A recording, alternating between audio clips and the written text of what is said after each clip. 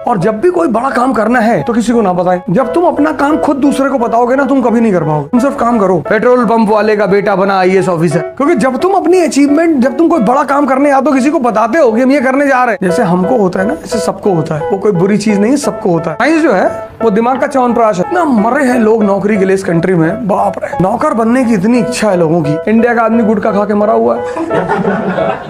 Black T shirt, blue jeans और दुबला पतला लड़का और रेड गॉगल और ब्राउन हेयर, पूरा बाल करा रखा है और लाल लाल चश्मा लगा रखा है और शरीर है नहीं और सिगरेट लेके ऐसे खड़ा है। ड्रीम है, सपना है, पैसा है। दिल्ली आते लोग आईएएस बनने आए हैं सर, कैसे बनोगे? एक कोचिंग कर लेंगे तो बन जाएंगे।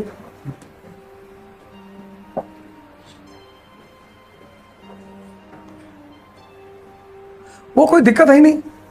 पर अगर तुम्हारा ये सोचने का तरीका ये, इससे दोस्ती करना शाह आलम से। ये सब बातें, जितनी बातें, ये सब लर्निंग है, यही सब लर्निंग है।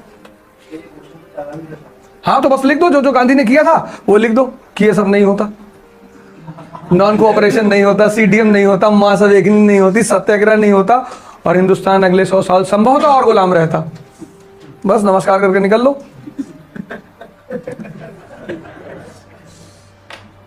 ये क्वेश्चन आईएएस के मेंस का क्वेश्चन है। बहुत लोग ब्लंडर करके आए थे। अरे भाई, जब उसने पूछ लिया आईएएस ने कि अगर गांधी जी नहीं होते तो क्या होता, तो लिख दो ये सब नहीं होता। जितना काम उस बंदे ने किया उसको लिख दो कि ये सब नहीं होता। फिर अल्लाह जाने क्या होता। बस।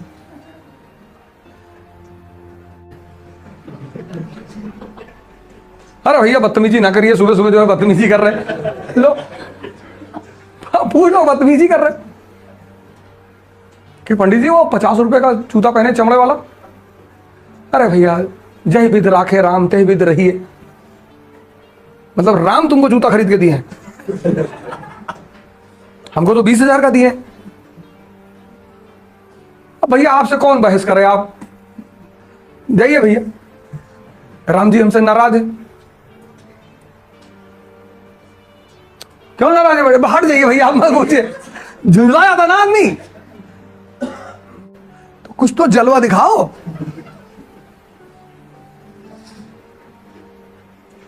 अब ये बात कह दो तो बुरा मान जाए, या अपनी बात रखो सामने। कल स्वामी जी आए थे, मैंने उनसे पूछा कि आप कहां रहते हैं, कहा तुम्हारे घर में। बड़ा सही जवाब लगा। वाह स्वामी जी क्या बात है, संत आदमी है, जागृत आदमी है। प्रीस्ट जो है झुंझला जाता है। किसी भी रिलीजन का प्रीस्ट होगा ना, वो झल्ला जाएगा।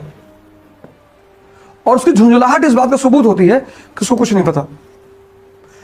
और सबसे ज्यादा किताब वही पढ़ता है, याद रखना। Books are the least source of knowledge. अगर किताबों से नॉलेज मिलती ना तो बुद्ध कभी इतने बड़े आदमी नहीं होते।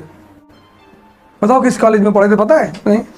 कभी नाम आता है कि Buddha was from Fergusson college Poona? एक इंफॉर्मेशन दिखा दो when you are informed about his educational background,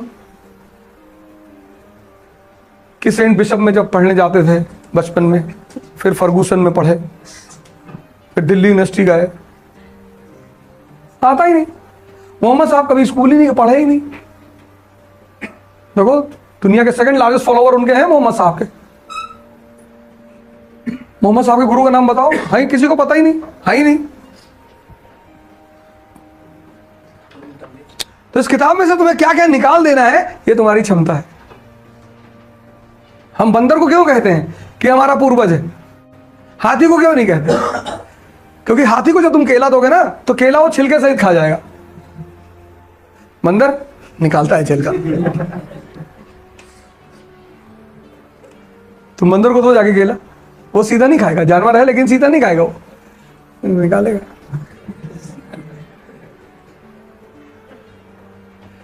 तो हम कहते हैं हमारे पूर्वज से केला छील के खा रहे थे। ये